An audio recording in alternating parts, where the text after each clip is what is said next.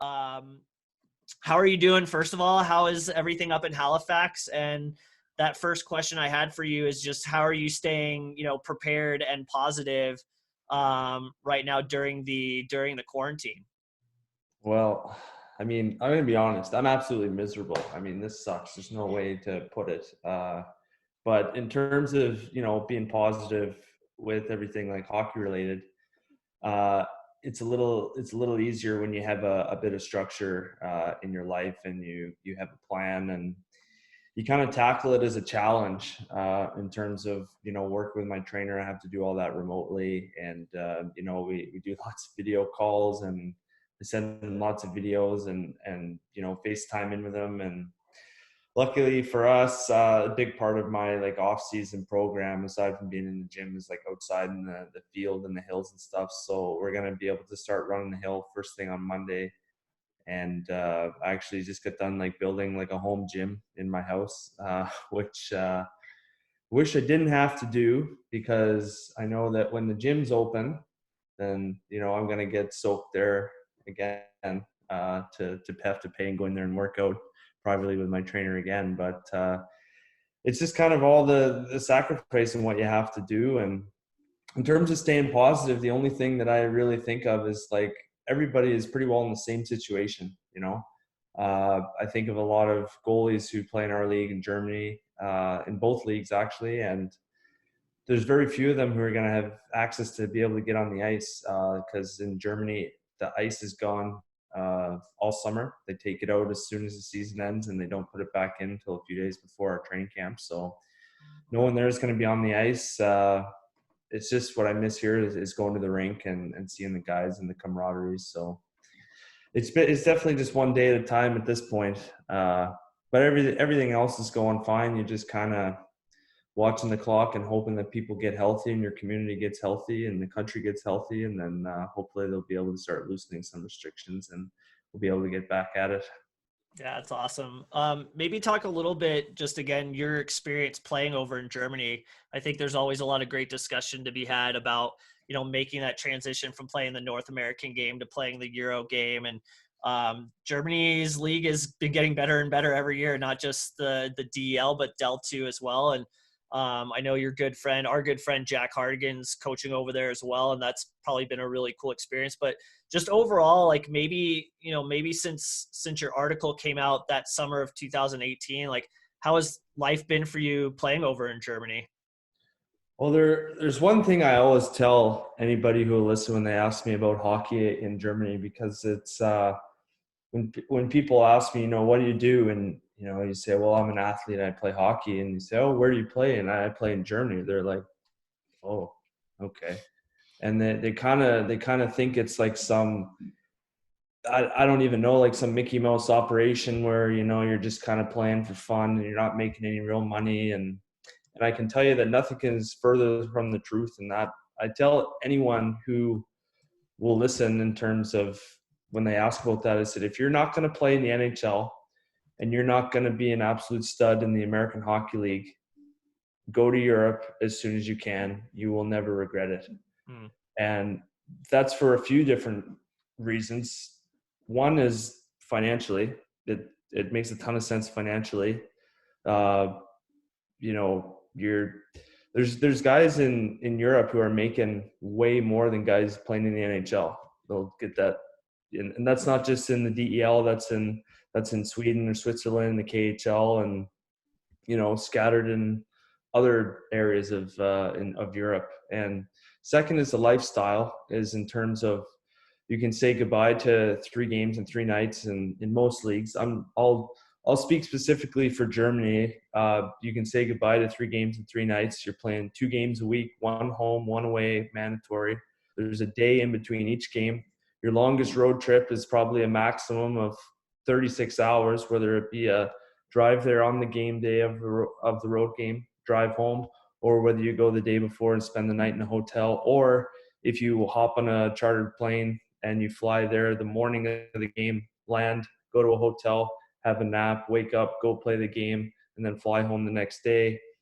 I mean, it's just a lot easier on your body, and you're only playing 52 games, which is a big help. And as a starting goalie, I can tell you it's a lot easier to play 50 games like I did last season, where you're playing 2 games a week, as opposed to when you're expected to play 3 out of 4 and you're playing in different cities all the time. Uh, I just can't say enough good about the experience. I mean, you're at home for guys with families and kids. You're at home 6 out of 7 days a week. I mean, it's a lot stabler in terms of job security. Every year I've been over there, I think I've only played on a 1-year deal once. Every other year has either been 2 or 3, and that's something else that you will never get in North America aside from playing in the NHL. So for a lot of guys who are looking for stability, who are, starting a family, looking to lay some roots and also make a lot more money, really consider going to Europe. And the adjustment's huge, but it gets good and then it gets great. Awesome. So I wanted to kind of circle back and I shared the link to your article in the chat room, and I know most of the people here, just from when guys were registering, they were really excited to hear from you because they were inspired by your story. But the other question I had for you before we start opening it up to people in the chat room was, especially with this week being Mental Health Week in Canada, and just from what I've learned, it's not about the 1 in 5, it's about all of us and how we can all get better in terms of our mental health and mental performance. So I was just kind of curious, what kind of advice you might have for a goalie that is silently struggling right now. What advice would you give them? And I kind of point to the image I showed earlier and your quote about how speaking out and reaching out actually saved your life. But like, if you were speaking to someone in this room that you knew was silently struggling, what advice would you have for them? Well, that's a really good question. And two parts of what you said there, I'll answer 2 different ways. When you say it's not about the 1 in 5, it's about all of us. And I think the key is right now is potentially, if you haven't understood mental health and what it means to be depressed or unhappy and whatnot, and feel like you've lost everything that you've had every day of your whole life. If you've never understood that, maybe you're going to get a little bit more of an insight to it right now. I know I've heard from a few people who say like, man, never really understood this whole thing, but now I can't go to work. I can't really leave my house. I've got nowhere to go, nothing to do. And, I'm starting to feel ways I never felt before. So now I can definitely understand where you're coming from. So that's just the part of that to touch on. But in terms of a goalie who's silently struggling, it sounds so cliche, but find someone you trust and reach out to them. I really think you'll be happy that you did. Before I even started treatment to get better, I had a lot of reservations and a lot of things, and I actually reached out to Corey Hirsch. A lot of people don't know that. Might have put it in my article, I might not have, but I reached out to Corey and we started talking back and forth, and I just kind of picked his brain a little bit on the whole process, especially once I started, because it's a hard process to go to, because you dig a hole for yourself a lot of your life, and every year, every day that goes by, the hole gets a little bit deeper and your brain just hands you a bigger shovel. And before you know it, you're so far in that hole you can't even comprehend what strategy or what tools you could possibly get that could help you climb out of it. It's like saying, here's this hole, you're in it, okay, now just come out of it. Too many people say just come out of it. We're not going to throw you a rope or a ladder or teach you anything, but why don't you just come on out of there. And that's the whole kind of stigma around it, is that like, well, just don't feel that way, just power your way through it. And part about therapy, and why so many goalies especially should reach out, is to learn the tools to crawl out of that hole. It's a tough process, but it's one that's really worth it. And for me, like I said, if I wouldn't have got help, there's no way I'd be sitting here today. A big part of that recovery for me was going on medication. And that was a big talk I had with Corey before I started. And I just said, I've heard all the rumors, you can come like a zombie, or you get fat, or you get slow. And he says, well, don't listen to any of that. he said, someone like you and someone who does what you do for a living, you don't have to worry about that. And he said, the thing I will say is that say you lose 5% of your quickness or even 10%, he said, you will gain so much more and be more successful without it because you'll be playing with a clear mind. And I got to say that for me, that's been 100% true. And so I would just encourage young goalies to just talk about it with someone they trust. And a big part of that is, shifting the stigma so that goalies can go to people within their organizations as a first point of contact uh, for reaching out. For me, I went to my team orthopedic surgeon, and the only reason I did that is because he wasn't involved with picking players, he wasn't involved with money or contracts or who played or who didn't. He was a doctor. He didn't specialize in what I was going through, and I knew that he had a doctor-patient confidentiality, but I also knew he had connections to set me up with someone. So that was the route that I took, but it would have been a lot nicer to be able to go to a coach or someone like my goalie coach and really just kind of talk openly about it. So if you can find someone you trust, go to them and just stress that you're in need of help. And, just start by starting is the biggest advice I could give, plain and simple. That's awesome. So we'll open it up now for questions in the chat room. If anyone has any specific questions for Ben, feel free to start firing those off. And as kind of while we're waiting, can you talk a little bit about the importance of like a support system around you? So you talked about, talking to Corey Hirsch, but maybe after the article came out and everyone started to realize what you had been going through, like how important was it to know that you had, your friends back and you still had support and you weren't being ostracized? And I'm sure there was some, with anything that is coming out like this in a big place like the Players Tribune, there's going to be some negative and some positive, but maybe speak to the positive and how you were treated and how you were still, you still had that support system to help you through it after the story came out. I mean, I if there's any negative that came from my story, I'd honestly be interested in hearing about it, because I certainly didn't hear anything or read anything, and everything that I heard around it was very positive. And I still can't believe how big of a wave in the hockey community that made. I mean, I heard from so many people from so many different walks of life and people telling me their stories, and it was just incredible. But definitely having a support system in terms of after the article came out, I was kind of long healthy at that point, and no longer struggling with any issues really. I was told by a coach, when he wanted to make a certain decision, and I kind of just told him out of the blue. I said, no, I can't do that, and this is why. And I told him why. I said I'd been going to therapy and whatnot, and I just couldn't leave at this time. And he just kind of looked at me and he's like, do you want to be a hockey player? Do you want to go to therapy? And he kind of like gave me one of those looks like, come on, like, what are you doing?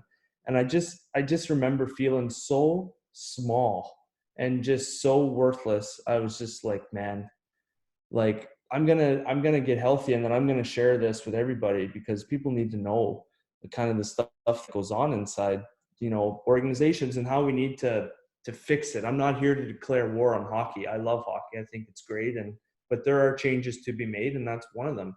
And another one is to have a support system within an organization. I didn't have an organizational support system outside, or I should say inside, the last few teams I've been with. But for me, it's always been continual maintenance in terms of talking with a sports psychologist and talking with an actual like therapist from time to time, just checking in. And I think that's really important. It was actually a funny story. I started talking to, there was a guy who I tried to kind of talk with when I was in college, and he was like a grad student in psychology, and he was just kind of like getting going, and he was volunteering his time through his degree to kind of help us. And lo and behold, he reached out to me and said, hey, like, I'm the sports performance coach now. for the Baltimore Orioles. And I was like, whoa. And he's like, hey, like anytime you want to talk to me, like go right ahead. So I was like, well, absolutely, I'm going to take you up on that. So I talked to him a lot, and there's definitely certain people I talk to about certain things. I talk to Corey a lot. I talk to Clint Malarchuk a lot. uh, I talk to a lot of the organizations I volunteer with a lot, and there's different people you kind of can go to for everything, and you learn that, and you only develop those if you actually come out and talk about your struggles and whatnot, because if you don't speak, no one will hear you. So speaking up can lead to building uh, a support system around you that you can kind of have, because man, hockey, especially at the professional level, it's more of a mental challenge than it is physically at times. I mean, you talk about the distractions with the media, and reporters talking about everything, thinking they know everything about everything, and tearing you up just to build you down. And it's just, and losing games, winning games, and contract stuff and money. And I mean, you need someone there to help keep you balanced, because sooner or later, just like your body will get injured, your brain will get injured too. And so it's really important to have a support system around you for whatever you're going through, whether it be mental health related or just performance related. It's awesome. Awesome advice. So we have Ben Acker here. He asked, what are some strategies you use when you hit a low point to get your mind back on track? Uh, well, the biggest thing I remember playing against Drew McIntyre. He's a good East Coast guy. He played in the NHL for a while, and I played against him in Germany. And I was actually sitting on the bench with him one game at home, and he looked over at me. He said, "So how's it been going anyway?" And I was like, "Man," I was just like, the funniest thing's going on right now. I'm just having the hardest time getting hit by the puck. It's the weirdest thing. And he just looks at me. He's like, don't worry about it. And I was like, well, man, like, it's easy for you to say, you're kind of an established goalie, and I'm here trying to make something. This was earlier in my career in Germany. I said, you're an established goalie. You got a big resume, like you'll be fine. And he's like, man, he said, it goes away quick and it comes back quick. He says, you just don't wake up one day and lose all your skills. And I was like, yeah, okay. And at first I just kind of shrugged it off, because like sometimes when you're down, like doesn't matter what people say, you're just down. So, but a few days later, it really resonated with me, and I thought about it, and I always kind of fell back to that. Even to this day, I remember that. And and then over time you kind of add to it, and then someone else told me one time to fall back on the three things in your game that you do better than anybody. And like for me, it was quickness, reading the play, and my lateral and skating ability, if you can kind of group those to one. So when I start to struggle, I get back on doing the things that I do well, and I don't just do them because I do them well. Doing the things you do well brings a feeling of positivity within you. And as soon as you start to feel that, your mind and your body start to cooperate with you, and you start arriving where you need to be, and more pucks are just going to start to hit you with you doing less, because you're doing the things you're doing well. And when you're doing the things you're doing well and pucks start to hit you, then all of a sudden your confidence starts to build, and before you know it, you find your way out of that hole. The common mistake a lot of goalies make is they're not playing well, so they think, well, I'm not doing this well, I'm not doing that well, I'm not doing that well, and they start trying too hard, and the more tense you get, the less reactive you get. In our game's a lot about reactivity these days. It's not so much about being big and just kind of getting hit and blocking.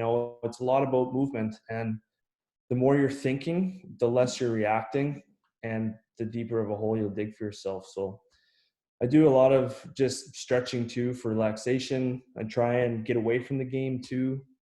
I have a lot of like hobbies and stuff away from the rink I really put my focus to, and that really helps me just kind of, get out of it sooner than later. Awesome. Emily is asking, first she says, thanks for sharing your story. She was at university the time you wrote it and struggling, but your article really helped kickstart her change. So our question is, how did speaking up and getting help with your mental health impact your view on hockey from a life standpoint? Like, for example, seeing the bigger picture in life outside of the game. It made me realize that hockey does not matter whatsoever in terms of the grand scheme of my life. And if the game was taken from me tomorrow, I would be absolutely heartbroken and I would be devastated because I'd be losing something that I'm good at and that I've dedicated my whole life to. But in terms of hockey in your life, you're going to be a person a lot longer than you'll ever be a hockey player, whether it be competitively or non-competitively. And so the whole thing about like winning and losing and the pressures that come with the game and stuff, at the end of the day, it's just a game, and it's supposed to be fun. And the second that you lose the fun and you lose the drive and the compete, and you know then maybe you should think about why is it feeling like this, because a lot of us are so fortunate to be adults. I'm going to be turning 30 in a month and a bit, and I still get to play a children's game for a living. I mean, like, it's awesome, and you should be more thankful for every day you get to do that than scared of what will happen without it, or scared of what would happen if you lose, or if you don't make the team, or if you this happens. I mean, it's more about the big picture in life, and what the game will give you when the game's all said and done. And that means, and what I mean by that is, the game will give you relationships, it'll give you skills, it'll give you teamwork skills, it'll teach you work ethic, it'll teach you perseverance, uh, it'll teach you positivity, how to work in a group environment, determination, uh, fitness, and the importance of routine. I mean, so in terms of the result of the game, yeah, it's important when you're playing for a living, but at the end of the day, it doesn't matter. People's lives and health is a lot more. And going through this whole thing, and writing my article, and hearing from the, almost 2,000 emails I got after I wrote it, really helped me see the bigger picture, that, like, man, there's so many people out here having a hard time. And like, I'm worried about if I'm gonna like win the game, or like if my save percentage was high enough. I mean, like, it really put things in reality. And it was kind of because of that I kind of started a friendship with Dan Carcello, and we talked a lot about, you know uh that transition out of the game, and what it's like, and what it's like to look back on the game, and see all the positives and all the things that you worried about that you only realized didn't matter until the game was done. So it really just opened my eyes to a whole new world. Yeah, and I always tell the story about how, you know, when I first met you, we had only spent a couple hours on the ice, couple hours off the ice. And one of the most important things for me when it comes to, sharing stories about mental health and trying to educate younger goalies about how to treat people with more empathy, I always come to your story because I never would have known you were struggling with anything by just seeing you on the ice for a few hours. And I think a lot of times in the game of hockey, yeah, we have our teammates that we see every day and we're on the ice, but even then, like, you're only with your teammates and some of your best friends for a short amount of time every day. And during that time, you're on the ice, you're doing all the things you need to do to make sure you're playing at your best, and you're competing and you're trying to be the best version of yourself.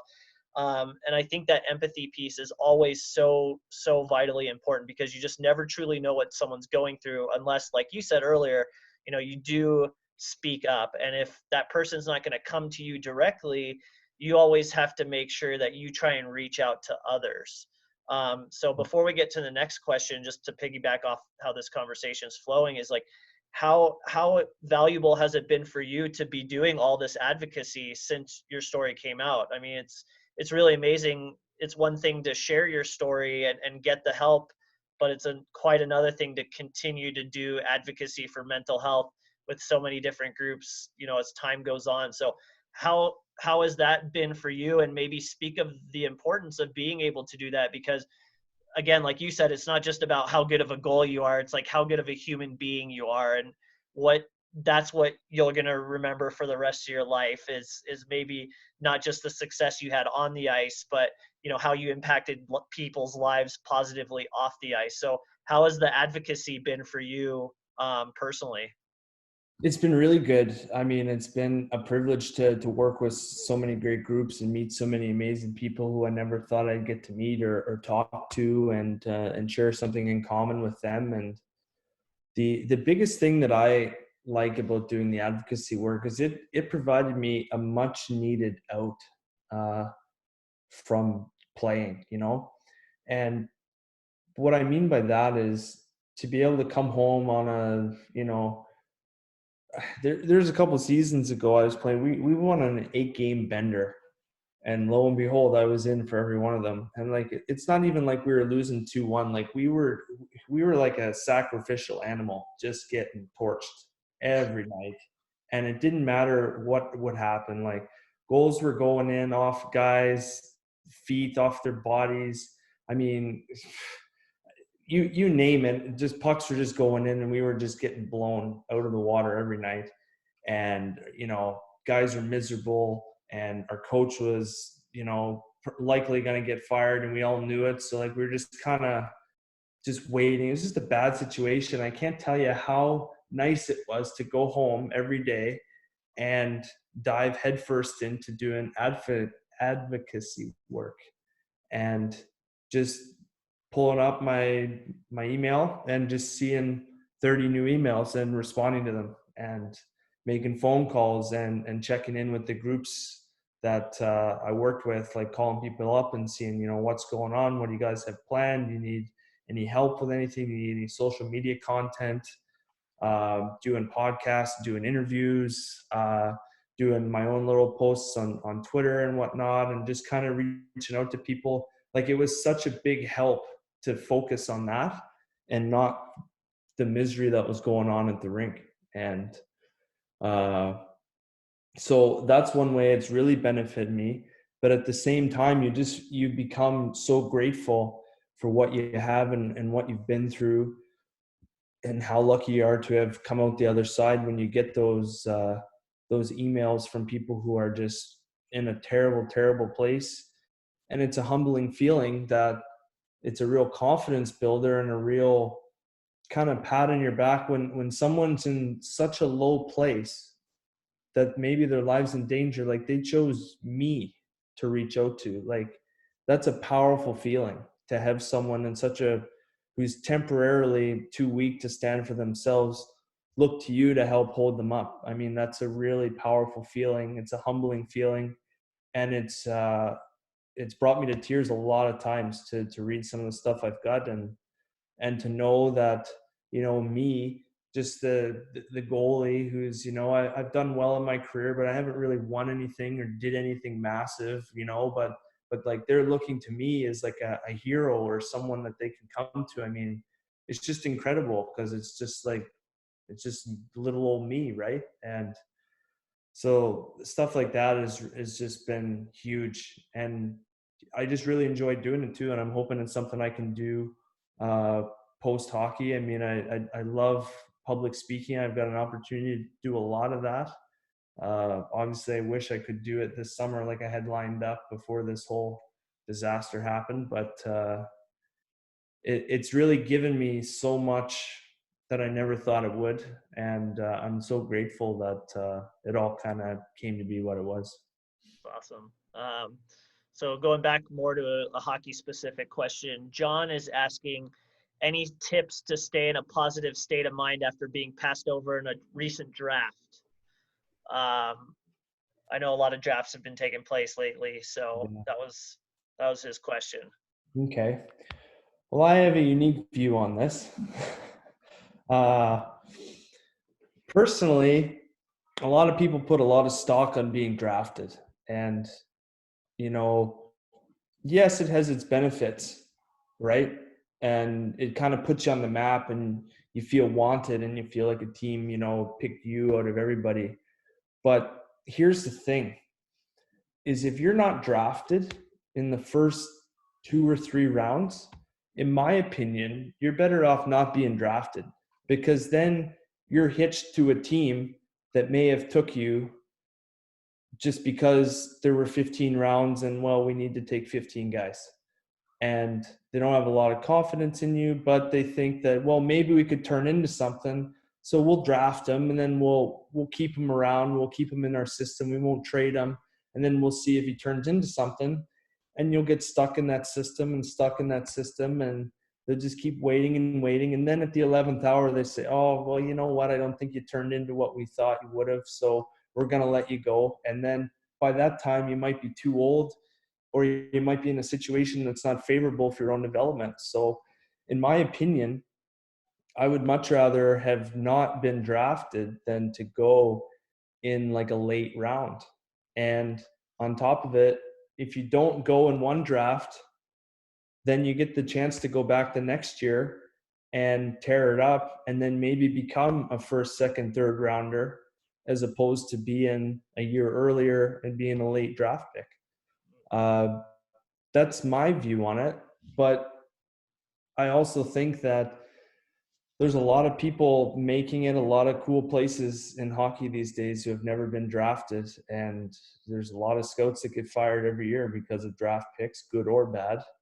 And, sometimes with being a high draft pick, there comes a lot of pressure with that. Sometimes when you're not a draft pick and you're going in there to prove someone wrong, it's a lot easier to play with the fact, well, no one thought I could do it, but you know what? I'm going to go in there and show them, versus going in there, oh my God, they drafted me high. Like, they're expecting me this, like I got to perform. I got to do it right away. If I don't do this, like, each brings with it their own positives and negatives. So it's all kind of part of the business, and being able to roll with it is a valuable asset. But like I said, if they're not going to take you high, I think it'd be better to just be free and be able to go anywhere. Because if you go back to your league the year after and you tear it up and you're a free agent, well, you become just as valuable, because then they can take you plus 15 guys in the draft. So it only benefits them in the long run. Yeah, I think that's a super good message for especially young goalies to hear. I think, some of these drafts are happening for 15, 16-year-old kids. And I always like to say, which, totally piggybacks off what you were talking about, is there's something to be said for not being seen too soon, especially at age 15, 16. You hear about some of these drafts and it's like, you don't know it at the time, but for us older guys, we know that, like, when you're 15, 16, 17 years old, not only is your body changing every day, but so is your mind. And if you're still developing, you're still trying to find your game, you're still trying to find what makes you unique and how you need to play to have success. Sometimes it's good not to be seen until you're a little bit older. And there's so many great examples of that. I mean, especially when you look at some of the legendary goalies like, Henrik Lundqvist, who didn't get seen until he was older by, NHL teams, and he had kind of evolved and developed. Or maybe it's another guy like Nicholas Backstrom, who, he's not in the league anymore, but was never drafted and played hundreds of games for the Minnesota Wild organization and a few other teams. So that's awesome advice, man. And John asked another question. He wanted to know, and this is a really good one, and I'm kind of curious about this myself, is was there a language barrier when going to play in Europe, and did that affect your mental health at all? There was definitely a huge language barrier, but again, that you're going to hear different things from different people depending on where they play.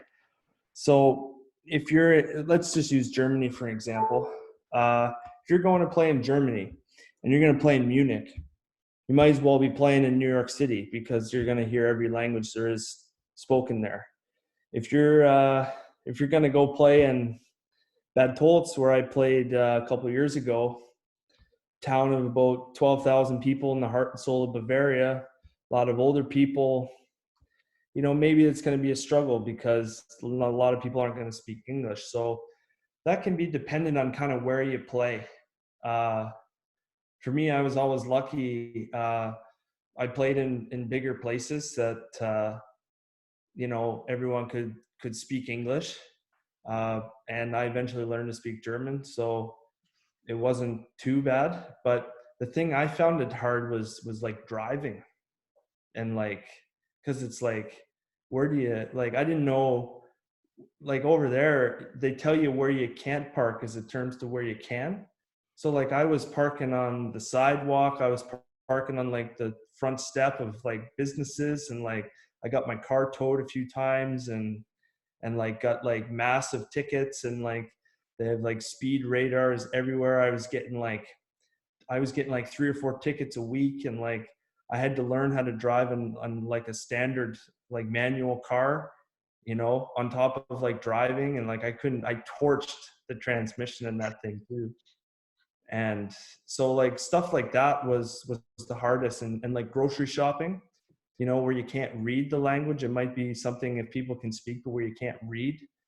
That was definitely hard, but again, a lot of the organizations really help the people coming from abroad to kind of land on their feet, and they have people there that take care of the apartments and help you out with internet and everything like that. And so if you just find the right person in the organization to ask for help, then there's someone there who can help you with anything. And my first few weeks, I had people bringing me, like player wives, like bringing me food and cooking meals, and bringing me like paper of like translations and stuff. So people really go out of their way to help you, because everyone who's been through it, like I was, like now I help the guys who come over and don't know how to drive a car, don't know how to set up a phone plan, or don't know how to register in their city, all the little things. So That's awesome. Um, Nick was wanting to know, spiraling back a little bit to your career at AIC, was there a transition mentally and physically from the NCAA to the ECHL when your pro career first kicked off? well, yeah, I mean, yeah, there's a huge difference, because I never forget, I was sitting at home, like in my apartment, and had an agent, and I was waiting for the phone to ring, and my agent calls me and he says, "Hey, Utah needs a goalie. You're going to be their starter. Do you want to meet them in California? It's an amateur tryout." And I said, "Yeah, absolutely." He said, "When's your flight?" He says, "Okay, good. I figured you're going to say that. So I got your flight here. You're leaving in 3 hours." So I'm like, "Oh, okay." So I literally had to throw like a bag together, get to the airport, and fly there like 3 hours, landed in California, woke up the next day and had to play a game that night. And I was nervous. And so I went in, met the head coach, and we signed all the paperwork and whatnot. And I walked into the room, and there was no, I was like, "Where's the other goalie?" And they said, "Oh, we don't have another goalie." I was like, "What do you mean?" He's like, "Oh, well, both of them got called up, right? So they got you here to play the game. We're going to get an emergency guy." And that was all well and good, but I don't know, maybe I'm wrong, but I wanted a little bit of a safety net. Like, say I went in there and I was brutal. Like, I wanted to know that, like, maybe I could, like, escape. But, like, there's no way I was coming out of that game, because the emergency backup goalie was, like, our video guy. Like, he couldn't even skate. He had to borrow, he put the pads in the wrong legs for the warm up. It was unbelievable. And Awesome. we were out there playing Bakersfield, and the other goalie was Brian Stewart, who was really good, big, tall, athletic, battle goalie, played in the American League a long time. And I just you can't help but feel a little bit small. So mentally, knowing that one day someone's there, the next day they're not, and knowing that one day you could be there and maybe not. And it made a big, it was took a lot of getting used to, because for 4 years, the guys you come in with your freshman year, like, you're going to graduate with them 4 years later, maybe plus or minus a guy, you never know. But like in ECHL, like, and American League, like, there's guys getting called up for practice, and they're there for a couple hours, and you can't help but feel a little bit unsafe. And you definitely see things you never saw before, just because you're going from playing in university to playing with men. And so it's being thrown into a whole new world, and just the way they do things, and the travel, and what's expected of you professionally, what it takes to be a professional every day. I mean, a lot of teams, give you a longer rope to uh, to play with, and it's up to you to handle it the right way. There's no one there like in college, kind of holding your hand and laying it all out for you. It's up to you to do what it takes, and if you can't find a way to do what it takes to be successful, then you'll probably find yourself not there. So learning to manage that was definitely the biggest adjustment. Awesome.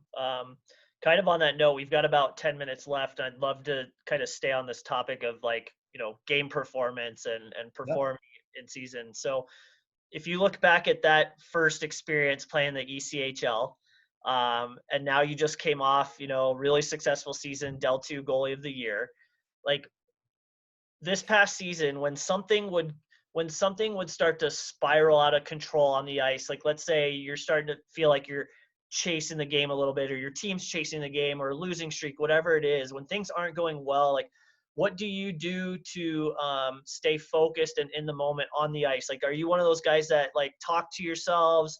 Like, do you have any like routines in game that just help you kind of stay grounded and focused on like making the next save?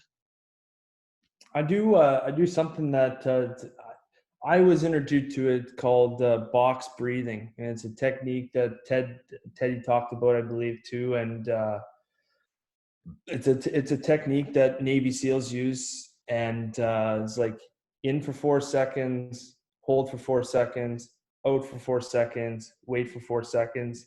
You do that 4 times. I try and do it 10 times, but during the game, I just kind of focus a lot on breathing, and just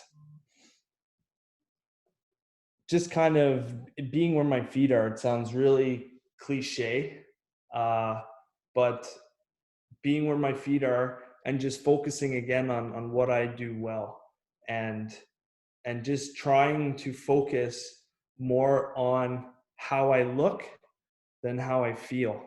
And what I mean by that is, people look to the goalie a lot of the time when things are starting to hit the fan, and they read off of you, whether you want to believe it or not. And so if the team's chasing the game, that's the time for me to kind of be a little bit of an actor, because like I know the team's chasing the game. I know I might be chasing the game, but this is the time where like I have to look the calmest of anybody, whether I feel that way or not. I have to fake it till I make it.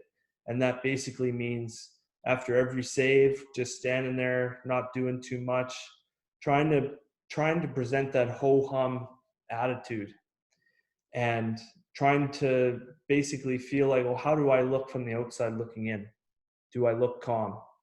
And I find that's always helped me feel more calm, and it's kind of helped maybe the team get back on track. I mean, there's no way for me to know that, but that's just something that I like to do, is just try and look as calm and as laid back and as carefree as possible, to the point where I don't care if we win 1-0 or lose 10-1.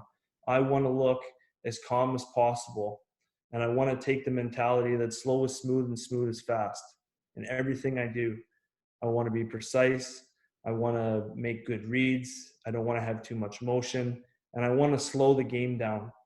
Uh, that means simple plays with the puck behind the net. It means, swallowing every puck I can, taking every whistle I can, taking extra time between whistles if I can, talking to the refs. Anything I can possibly do to slow the game down, I will do, to just kind of help in those situations. That's sick. That's awesome. What's one thing you learned about yourself this season? Whether it was, in terms of your mental game, maybe it had to do with performance wise, on the ice, off the ice. Like, is there, if you, as you reflect on the season you had, like, what's one thing you learned about yourself? How big a difference a head coach can make.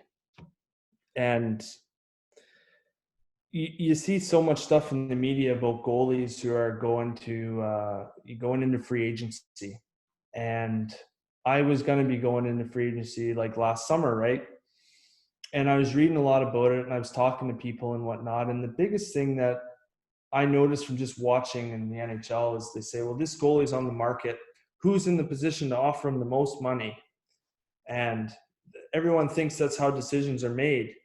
But a lot of it has to do with who the head coach is, what type of standing the head coach is within that organization, meaning that is this a guy that kind of has the potential to be there for a while, or is he going back there on a thin rope, you know, and the first mistake he makes, he's going to be gone.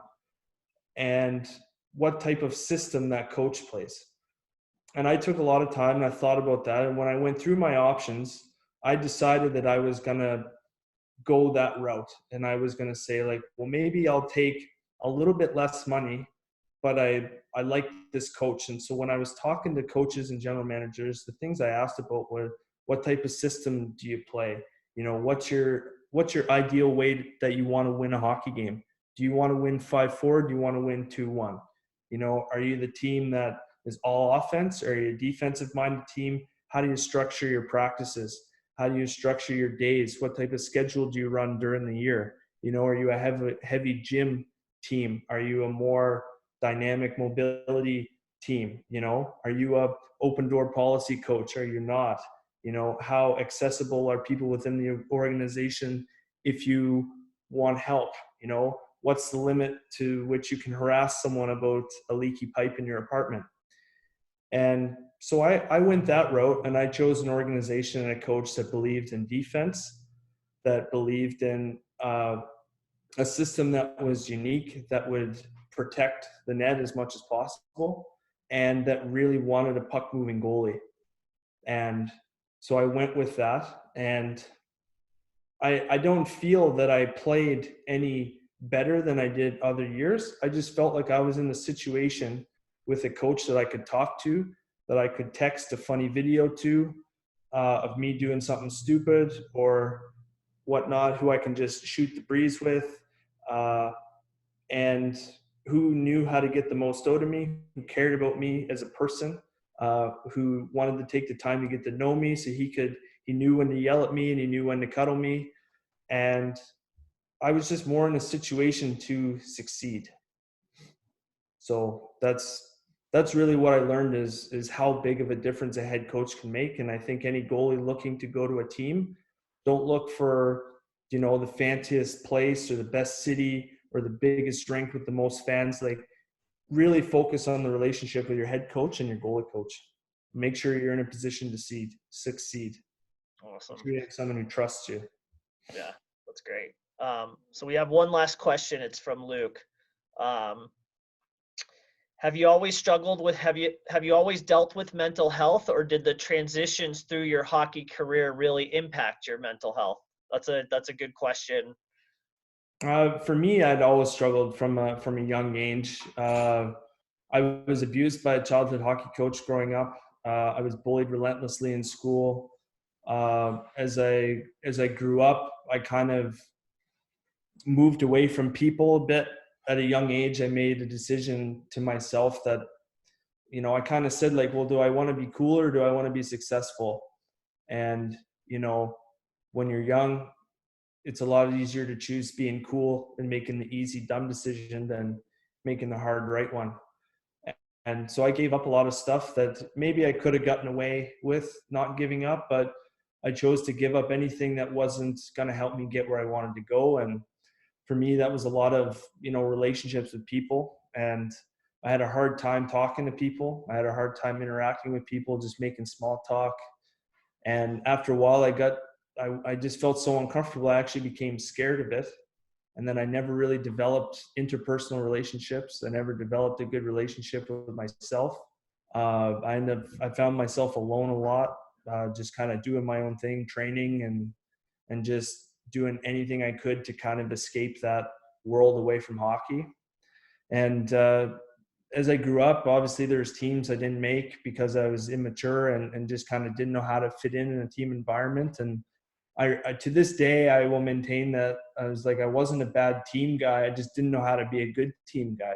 I just didn't know how to fit in, you know?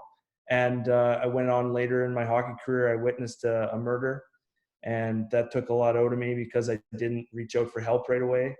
I hid it. I didn't go see anyone because at that point my anxiety was so high that I thought, well, you know, this is a drive-by shooting.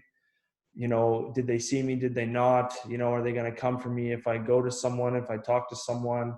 Are they going to think that I'm a problem, that my mind's not in the game? I felt like my team needed me, that they weren't going to be anything they needed to be without me. You know, I felt I'd be letting my team down. I felt I was going to be soft. I felt people wouldn't believe me. And from there, like, it just got so bad that, like, you know, I just couldn't function away from being on the ice. And I just focused every bit of myself to being a hockey player. And I neglected everything away from being a hockey player, to the point where the fear within me to succeed in hockey became so great that I basically said, like, well, I'm a hockey player.